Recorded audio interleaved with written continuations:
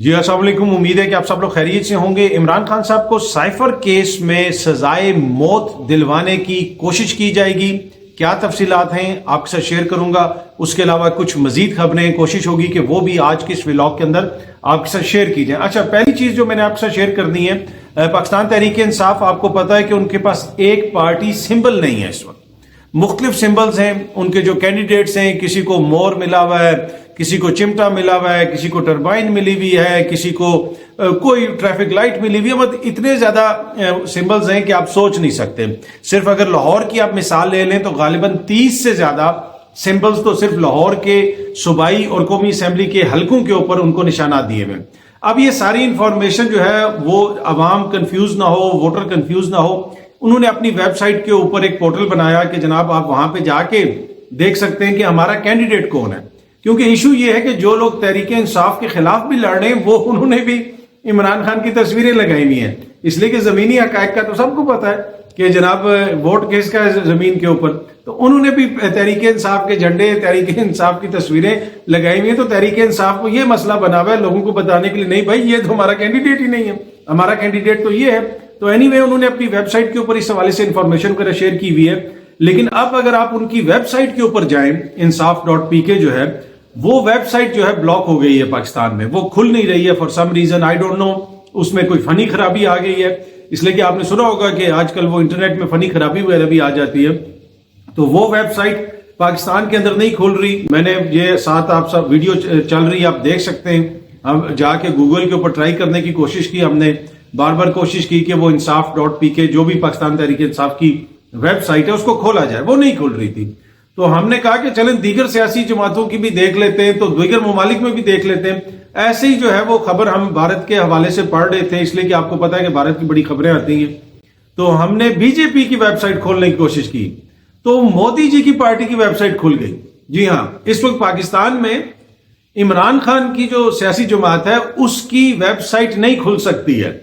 وہ بند ہے ایک طرح سے، فنی خرابی۔ میں یہ نہیں کہہ رہا کسی نے بند کیا، ہو سکتا ہے فنی خرابی ہو گئی ہو، ویب سائٹ ڈاؤن ہو گئی ہو، انہوں نے خود ہی خراب کر دی ہو۔ آپ کو پتا ہے تحریک انصاف والے خود بھی تو گڑبڑ کر سکتے ہیں نا، تو انہوں نے کیا پتا بند کر دی ہو، تو شاید انہوں نے اپنی ویب سائٹ بند کر دی ہے، وہ ووٹر کو مزید کنفیوز کرنا چاہتے ہوں گے۔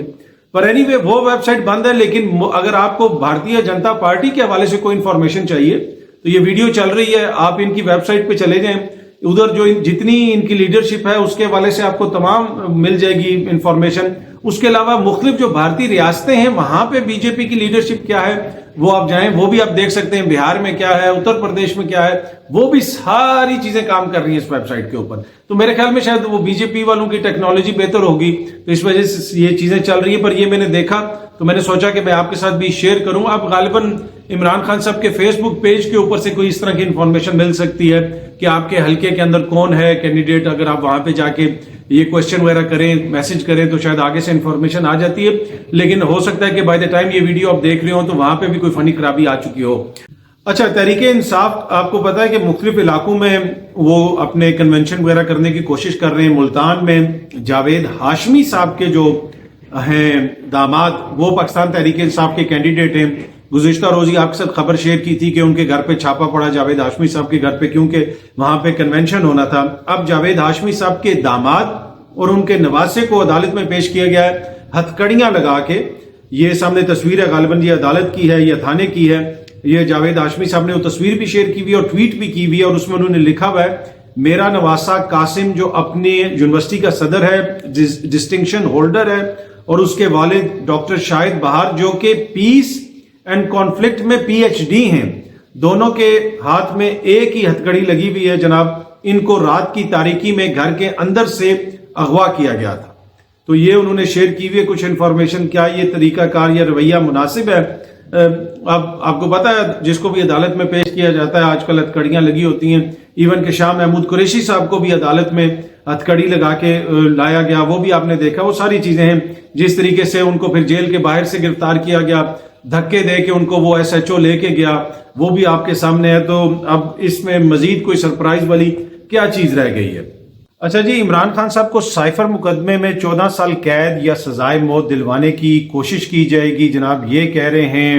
انصار عباسی صاحب سے سرکاری وکیل نے یہ کہا ہے، بات کرتے ہوئے انصار عباسی صاحب کی یہ سٹوری ہے، سامنے آپ دیکھ سکتے ہیں۔ اس میں جو ٹرائل کورٹ میں عمران خان اور شاہ محمود قریشی کے خلاف جو سیکرٹ ایکٹ کے تحت زیادہ سے زیادہ 14 سال قید یا پھر سزائے موت کا مطالبہ کیا جائے گا۔ اگر آپ اس سٹوری کی تفصیل پڑھیں، جو اسپیشل پروسیکیوٹر ہیں رضوان عباسی صاحب، انہوں نے دی نیوز کو جمعے کے روز یہ بتایا کہ ان کے پاس جو وزارت خارجہ کے 3 سینئر افسران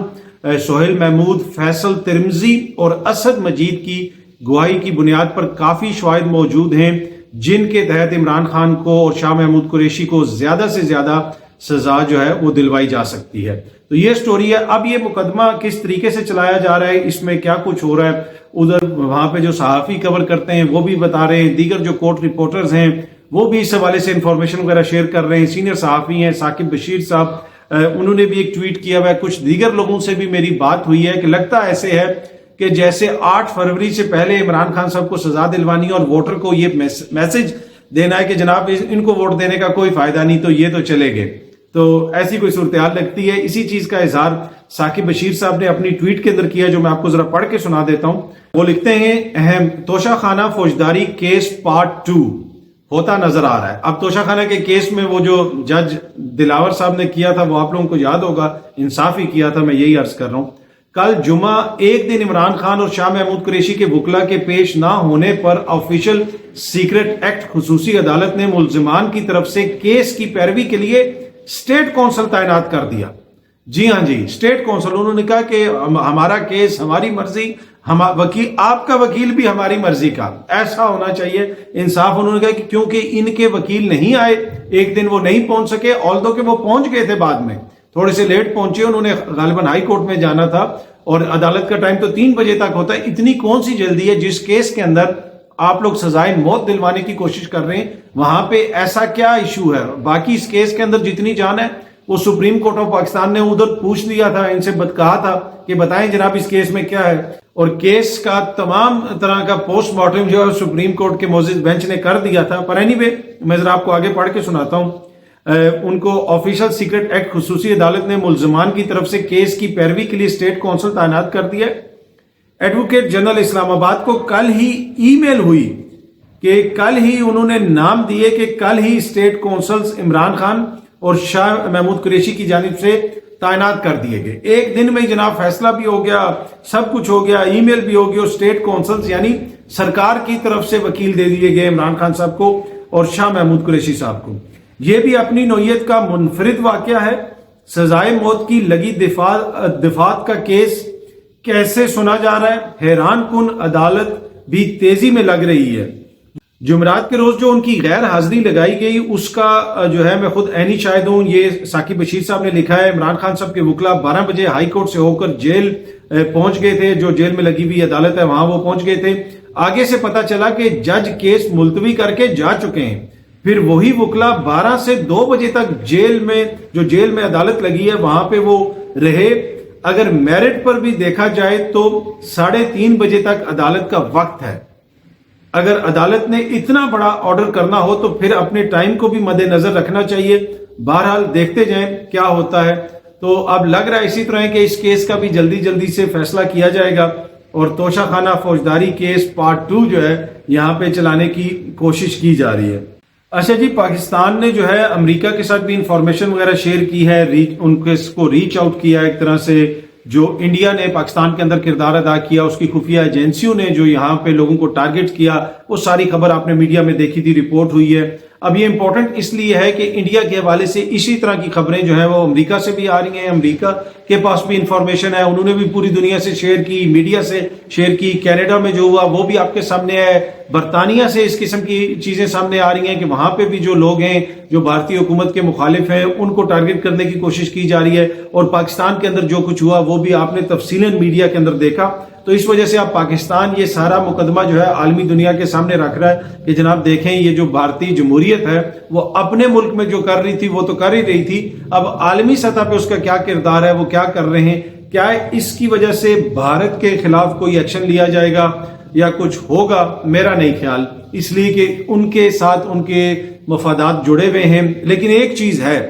اپنے سوائل کے اوپر جو مغربی ممالک ہیں ان کی ترقی کا راز، ان کی کامیابی کا راز یہ ہے کہ ایک تو وہ اپنے شہریوں پہ ظلم نہیں کرتے، وہ سیاسی بنیادوں کے اوپر لوگوں کے گھروں پہ چھاپے نہیں مارتے، لوگوں کے اپنے سیاسی مخالفین کو اس طرح نہیں رگڑتے، اپنے شہریوں کے وہ حقوق کا تحفظ کرتے ہیں اور اپنے ریاست کے اندر اور جہاں پہ ان کی ریاست کی عملداری ہے اس کے اندر کسی کو بھی وہ قانون نہیں توڑنے دیتے، چاہے وہ ریاست خود ہی کیوں نہ ہو، قانون نہیں وہ توڑنے دیتے۔ وہ کہتے ہیں کہ جناب یہاں پہ آپ رہیں گے تو قانون کے دائرے میں رہیں گے۔ باقی بہت ساری ایسی مثالیں ہیں کہ وہاں پہ بیٹھ کے دنیا بھر میں جو لوگ کرتے ہیں وہ ایک الگ بحث ہے، لیکن اپنے ملک میں وہ ایسا نہیں کرنے دیتے، اور اسی وجہ سے آپ نے دیکھا کہ کینیڈا کے سوائل کے اوپر جب وہ واقعہ پیش آیا اس کا بڑا سخت رد عمل آیا کینیڈا کی طرف سے، پھر امریکہ کی طرف سے بھی یہ انفارمیشن وغیرہ شیئر کی گئی، تو یہ ان کے لیے مشکل کر سکتی ہے بھارت کے لیے۔ لیکن بڑا ایشو ایک اور جو ہے، جو چائنا کو آپ نے کرٹیل کرنا ہے، اس خطے کے اندر چائنا کے سامنے بھارت کو کھڑا کرنا ہے، وہاں پہ جو امریکہ کی خواہشات ہیں ان کو بھی مد نظر رکھنا پڑے گا۔ اگر اس طرح کی حرکت آپ سوچیں ایران نے کی ہوتی یا کسی اور ملک نے کی ہوتی تو وہ جناب ایکسس آف ایول اور کیا کیا باتیں ہوتی ہیں، عالمی دہشت گردی اور کس قسم کی باتیں کی جاتی ہیں، بڑی بڑی پریس کانفرنسز ہوتی ہیں، ٹی وی پروگرامز ہوتے ہیں، لیکن اوبیسلی بھارت نے کیا ہے تو وہ تھوڑا سا ہے کہ بس وہ تھوڑا تھوڑا کیا جا رہا ہے کہ ہاں یہ ہے وہ ہے، یہ کیس چل گیا، وہ کل چل گیا، یہ ہو گیا، وہ ہو گیا۔ اور اینی وے دیکھتے ہیں کہ اب جو پاکستان بھی انفارمیشن شیئر کر رہا ہے اور دیگر ممالک کے ساتھ جہاں پہ اس طرح کے واقعات ہوئے اس کا کیا نتیجہ نکلتا ہے۔ ویسے پاکستان کو اس معاملے کو کینیڈا کے ساتھ بھی شیئر کرنا چاہیے، برطانیہ کے ساتھ بھی شیئر کرنا چاہیے، اور ہو سکتا ہے کیا بھی جا رہا ہو، پیچھے یہ ساری چیزیں چل رہی ہوں، کیونکہ یہ ایک جو ہے عالمی سطح کے اوپر بھارت کی جو حکومت ہے اس کی جانب سے اٹھائے جانے والے اقدام کے اوپر نہ صرف تنقید ہو رہی ہے بلکہ سنگین نوعیت کے الزامات ان کے اوپر لگ رہے ہیں۔ اب یہ کیا معاملہ ہے، کس طرح یہ ساری چیزیں ہو رہی ہیں، جن جن ممالک میں یہ ہوئیں ان کو ایک دوسرے کے ساتھ انفارمیشن شیئر کر کے اس معاملے کو بھارت کے ساتھ بھی اٹھانا چاہیے اور عالمی سطح پہ بھی اٹھانا چاہیے۔ اچھا جی، نون لیگ نے آج منشور جاری کر دیا، یہ سامنے جنگ نیوز کا آپ فرنٹ پیج دیکھ سکتے ہیں۔ جی ہاں جی، یہ فرنٹ پیج ہے اخبار کا، ساتھ یہ ایکسپریس کا اخبار بھی ہے، دنیا کا اخبار، یہ سب کے فرنٹ پیج ہیں۔ ان اخبارات کے اور بھی اخبارات میں چھپا ہے آج یہ اشتہار۔ پاکستان، اب یہ پہلے تو سلام ہے دونوں ہاتھوں سے جس شخص نے یہ لائن لکھی ہے، مطلب یہ اتنا، وہ کہتے ہیں نا ایک انگلش میں سینگ ہوتی ہے، وہ کہتے ہیں جی کیپ اٹ ریئل، کہ اس کو ایسا رکھیں کہ عام فہم رکھیں، عوام سمجھ سکے۔ پاکستان کو نیچے سچے منشور سے نواز دو، ٹھیک ہے، پاکستان نواز کو دو۔ اب یہ انہوں نے لکھا ہوا کیا ہے، لگ رہا ہے کہ اگر وہ گرین والے لکھیں پاکستان نواز کو دو، پاکستان کو نواز دو، ٹھیک ہے، سچے منشور، پاکستان سچے منشور نواز کو سے دو۔ اب یہ کوئی انتہائی کنفیوزنگ قسم کی لائن، اور کروڑوں روپے کے اشتہارات بھی دیے، اتنی دیر کے بعد منشور جاری کیا۔ منشور آپ کو پتا ہے کہ پہلے آتا ہے، عوام کو پتا ہوتا ہے کہ جی منشور کس جماعت کا کیا ہے۔ 8 تاریخ کو الیکشنز ہیں، آج یہ منشور دے رہے ہیں، اور جنہوں نے یہ لائن لکھی ہے یہ شو کرتا ہے کہ یہ کتنے دور ہیں ریالٹی سے، یہ عوام سے کتنے دور ہیں، یہ نوجوانوں سے کتنے دور ہیں۔ یہ اس کی کوئی بہتر طریقے سے بھی کوئی لائن ہو سکتی تھی، کوئی بہتر طریقے کی بھی کوئی چیز ہو سکتی تھی۔ اب یہ بہت اچھی چیز ہوگی، میں اس میں کرٹیسزم نہیں کر رہا، یہ ان کی ہے، ان کی مرضی ہے، میرا منشور میری مرضی۔ جس طرح وہ آج کل ہو رہا ہے، عمران خان صاحب کے ساتھ مقدمہ چلایا جا رہا ہے تو سارے وہ جس طرح میں نے کہا کہ وکیل بھی ہماری مرضی کا ہوگا، تو یہ ان کا منشور ہے، یہ ان کی مرضی ہے، پر مجھے یہ بڑا کنفیوزنگ سا لگ رہا ہے۔ اور اگر میں آپ کو ابھی لکھ کے بتا دیتا ہوں کہ نوجوان اس کے ساتھ کنیکٹ نہیں کر سکیں گے فار سم ریزن، جو ہے نا اس میں اگر کوئی تھوڑا سا بہتر طریقے سے ہو جاتا تو بہتر تھا، پر یہ ان کا منشور ہے۔ اب امپورٹنٹ چیز یہ ہے کہ منشور کے اندر کیا ہے۔ منشور کے باہر 2 تصویریں ہیں، میاں صاحب کی تصویر ہے، دونوں میاں صاحبان کی تصویریں ہیں، اوپر قائد اعظم اور علامہ اقبال صاحب کی تصویر ہے، اور ہاتھ میں فاختہ بھی ہے۔ وہ نواز شریف صاحب جو مسلسل اپنے اوپر ہونے والے ظلم کی ذکر کرتے ہیں، جو ان کے ساتھ زیادتی ہوئی اس کا ذکر کرتے ہیں یہ، اور وہ اب یہ فاختہ وہی والی ہے جو ادھر لاہور کے جلسے میں آ کے بیٹھی تھی نا، اچانک کہیں سے آ گئی تھی، جس طرح پاکستان کے انٹرنیٹ میں اچانک فنی خرابی ہو جاتی ہے۔ بعد میں ایک ویڈیو آئی تھی کہ نیچے سے کبوتر اڑائے جا رہے ہیں، پر میرے خیال میں وہ کبوتر شاید کوئی اور ہوں گے، یہ تو اچانک ہی کہیں سے آئی تھی، جو بھی ہوا تھا آ کے میاں صاحب کی انگلی پہ بیٹھ گئی تھی۔ پر یہ ہے جناب ویری ٹو بی آنیسٹ لیم قسم کی جو ہے نا یہ اشتہار ہے، اور یہ جو لائن ہے یہ وہ نوجوانوں سے کنیکٹ کرنے والی نہیں ہے۔ اب اگر آپ نے نوجوان ووٹر کو اٹریکٹ کرنا ہے تو کم از کم لائن تو کوئی ایسی دے نا کہ جو نوجوان اس کو دیکھ بھی سکیں. اگر انگلش میں بھی آپ دیکھیں پاکستان کو نواز دو, پاکستان سچے منشور سے نواز دو, یا پاکستان نواز کو دو. اب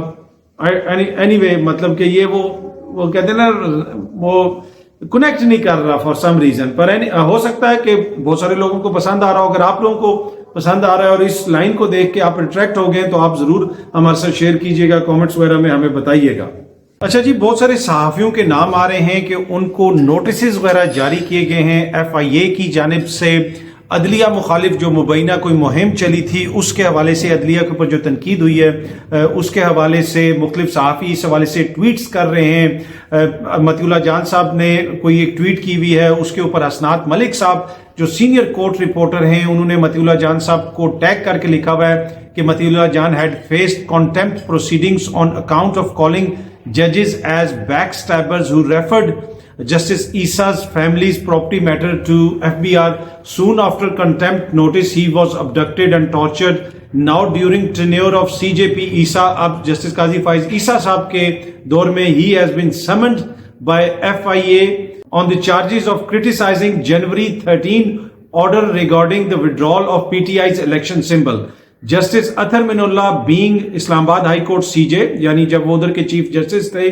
ڈیڈنٹ الاؤ FIA ٹو سمن جرنلسٹ. جب جسٹس اطہر من اللہ صاحب اسلام آباد ہائی کورٹ کے چیف جسٹس تھے انہوں نے FIA کو اس چیز کی اجازت نہیں دی کہ وہ آپ صحافیوں کو سمن کر سکیں. آگے وہ لکھتے ہیں کہ even same FIA practice was disapproved by supreme court special bench led by justice Ijaz ul Ahsan. اور وہ یہ بھی لکھتے ہیں کہ ایون کہ سپریم کورٹ کا جو اسپیشل بینچ تھا جس کو جسٹس اعجاز الحسن صاحب جو اب استعفیٰ دے کے جا چکے ہیں انہوں نے بھی اس کو ڈس اپروو کیا تھا. انہوں نے کہا تھا کہ FIA کو اس طرح نہیں کرنا چاہیے. تو یہ حسنات ملک صاحب نے بھی ایک طرح سے جو ٹویٹ کی ہوئی ہے اس میں بنیادی طور پہ بتایا گیا کہ FIA کی جانب سے مطیع اللہ جان صاحب کو نوٹس دیا گیا ہے. اس کے علاوہ اور بھی بہت سارے صحافی انفارمیشن شیئر کر رہے ہیں, مختلف نام شیئر کر رہے ہیں.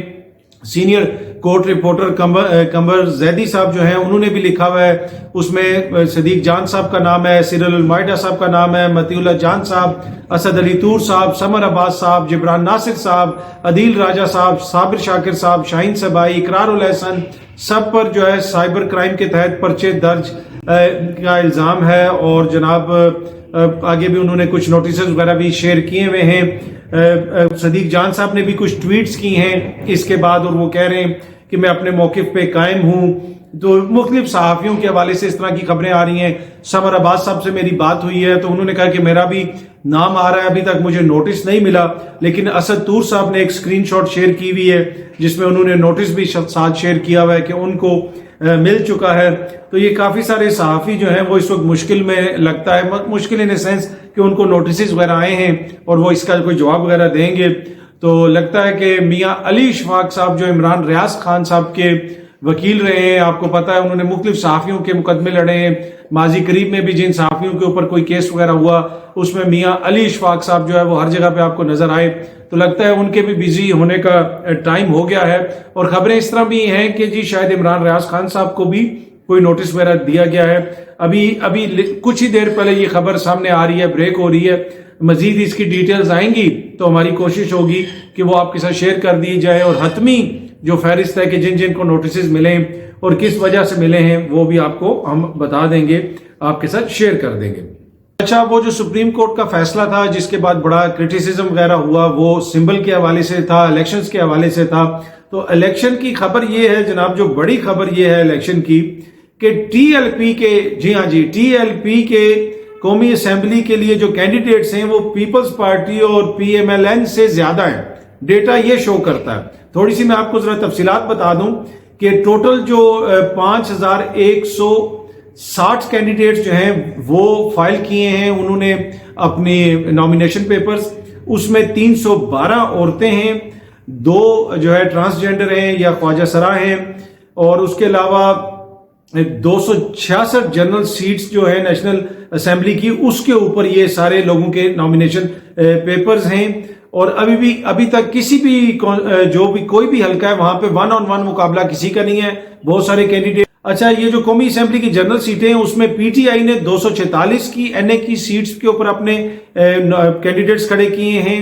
اس کے علاوہ جماعت اسلامی نے 241 پہ کھڑے کیے ہیں، اور تحریک لبیک جی ہاں جی ٹی ایل پی نے 223 سیٹوں کے اوپر اپنے کینڈیڈیٹس کھڑے کیے ہیں،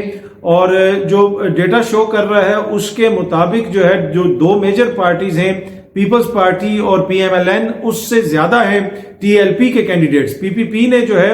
وہ کھڑے کیے ہیں 219 اور نون لیگ نے 212 کینڈیڈیٹس فائل کیے ہیں۔ تو یہ بڑی جماعتوں کی حالت ہے کہ ان کے کینڈیڈیٹس ٹی ایل پی سے بھی کم ہے، اور یہ کہتے ہیں ہم 2 تہائی اکثریت جیتیں گے اور ہماری حکومت بن جائے گی، اور بار بار کہا جاتا ہے کہ جی آزاد لوگ آگے، آزاد لوگ نہیں، کوئی بھی آزاد نہیں ہے، کوئی بھی آزاد نہیں ہے، وہ سب تحریک انصاف کے ہیں، تحریک انصاف کے نام پہ وہ ووٹ لے کے آئیں گے اور وہ انہی کے کینڈیڈیٹس ہیں، ان میں سے آزاد کوئی نہیں۔ ہاں وہ آزاد جو دیگر آزاد ہیں جن کا کسی سیاسی جماعت سے کوئی تعلق نہیں، یہاں پہ تو یہ آزاد ان کو کہا جا رہا ہے جن سے پارٹی سمبل چھین لیا گیا اور اب ان کے پاس کوئی سمبل نہیں ہے، اس وجہ سے کہا جا رہا ہے وہ آزاد ہے۔ نہیں، وہ آزاد نہیں ہے،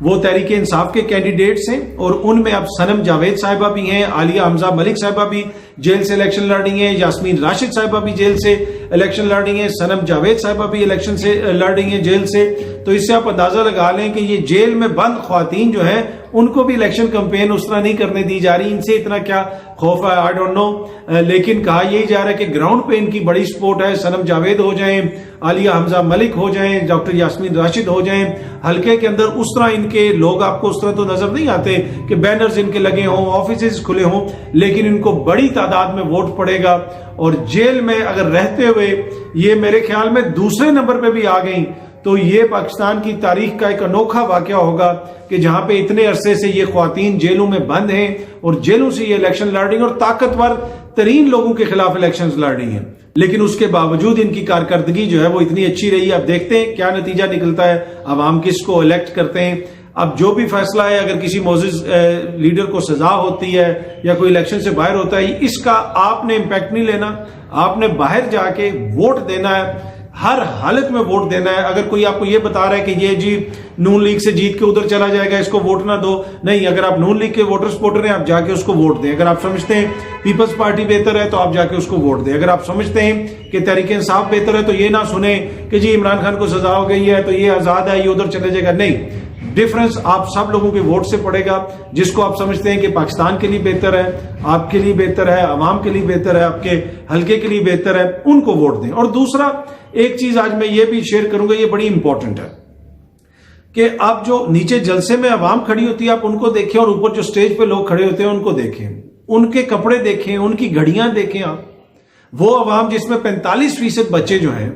وہ ان کو مناسب خوراک نہیں ملتی، وہ سٹنٹڈ گروتھ کا شکار ہے، تعلیم نہیں ہے، صحت نہیں ہے، اور ان کے لیڈران میچنگ کپڑے، میچنگ جیولری یا میچنگ، میں خدا نہ خواستہ مرد اور خواتین کے بیچ میں کوئی تفریق نہیں کر رہا، اس میں تمام میں لوگوں کی بات کر رہا ہوں۔ مرد ہیں تو انہوں نے مہنگی مہنگی جیکٹیں پہنی ہوئی ہیں، مہنگے مہنگے کپڑے پہنے ہوئے ہیں، وہ بڑی بڑی گاڑیوں پہ آتے ہیں، نیچے جو سامنے عوام ہوتی ہے آپ ان کی حالت دیکھیں، اس سردیوں میں آپ ان کے کپڑے دیکھیں، ان کی حالت دیکھیں تو آپ کو اندازہ ہوگا کہ کیوں اس ملک میں اس طرح کے مسائل ہیں۔ اس لیے کہ جو حکمراں طبقہ ہے جو وہاں سے الیکشن جیتے ہیں ان کا تو وہ مسئلہ ہی نہیں ہے جو آپ کا مسئلہ ہے، تو آپ اس کو ووٹ دیں جس کو آپ سمجھتے ہیں کہ جو آپ کے حلقے کے لیے بہتر ہے، جو آپ کے پاکستان کے لیے بہتر ہے، جو آپ کے مسائل کو سمجھتا ہے۔